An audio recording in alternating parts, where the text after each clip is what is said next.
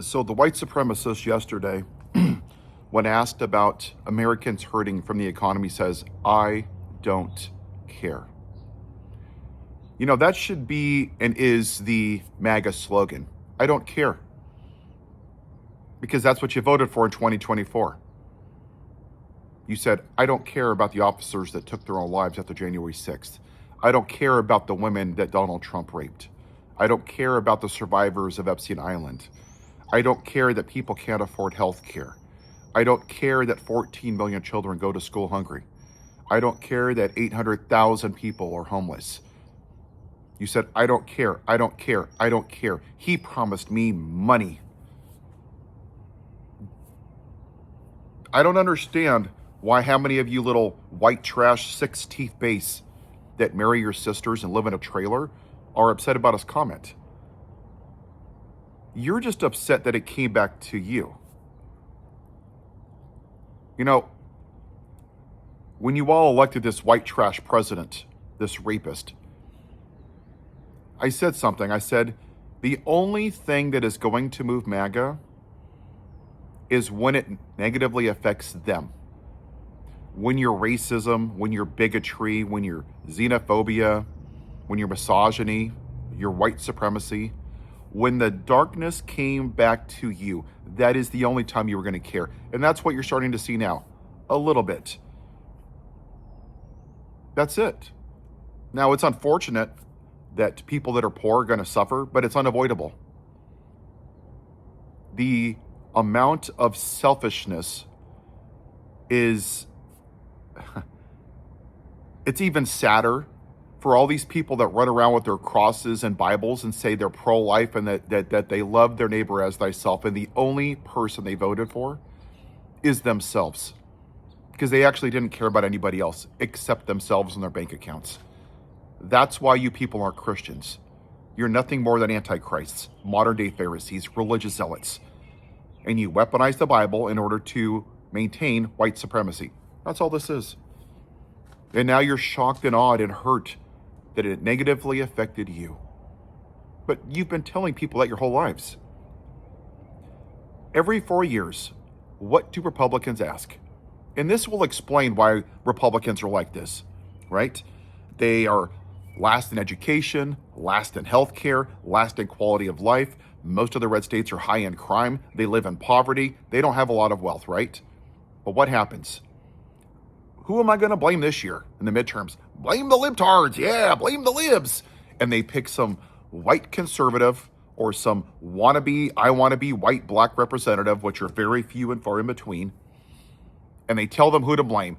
Oh no, don't blame the Republicans that control every lever of government. Blame the libtards.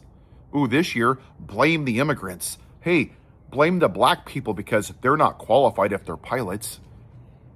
Ooh, hey, let's blame the transgender athletes. Ooh, hey, these people can't define what a man and a woman is. Blame them. And you're too stupid and full of hate and judgment to actually see that the rich people are screwing everybody.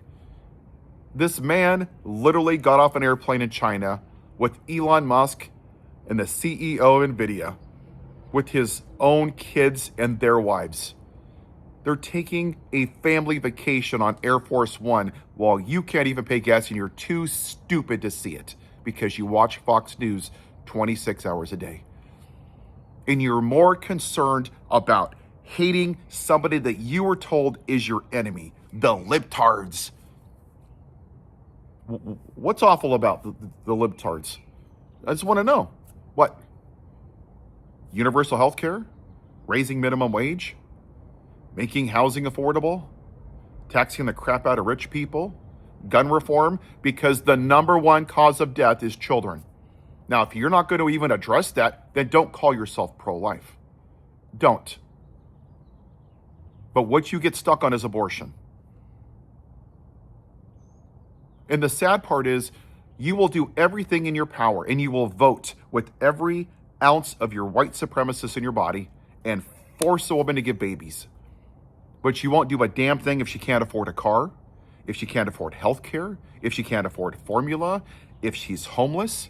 You don't give a damn. And if the kids happen to get older.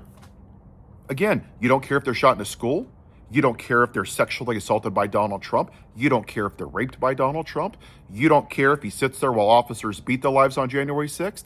You don't care if Donald Trump defends little girls that were molested by children. You don't give a damn about life at all, except your own. You've never been pro-life.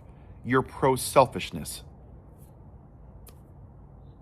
You know, in Yellowstone, there's a lodgepole pine, and it drops these little pine seeds on the ground, and it has a resin on the outside of it. The only thing that removes this resin is high temperatures. Very, very, very high temperatures, about 140 degrees Fahrenheit. These seeds will sit on the ground for years or decades. And then one day a forest fire comes along, and that resin melts away and that seed plants.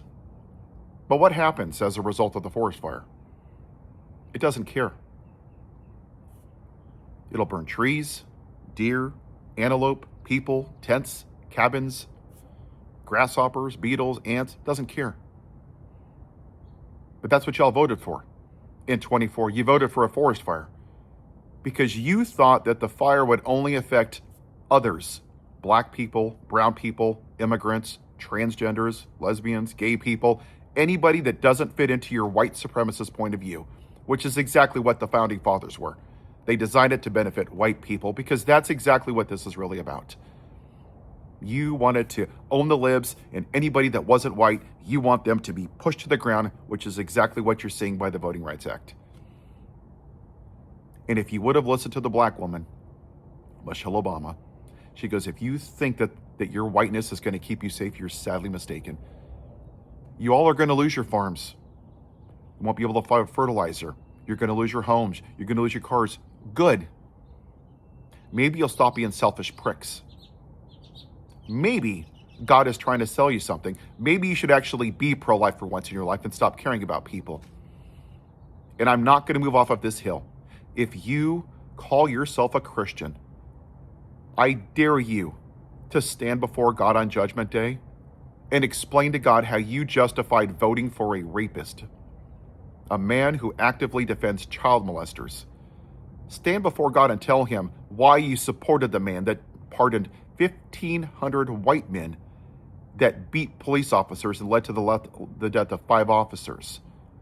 I dare you to go before God and explain how that was honoring God, because it wasn't. It was honoring whiteness. So shove your gold cross up your ass where they belong and have yourself a white day, MAGA. Have the day you voted for.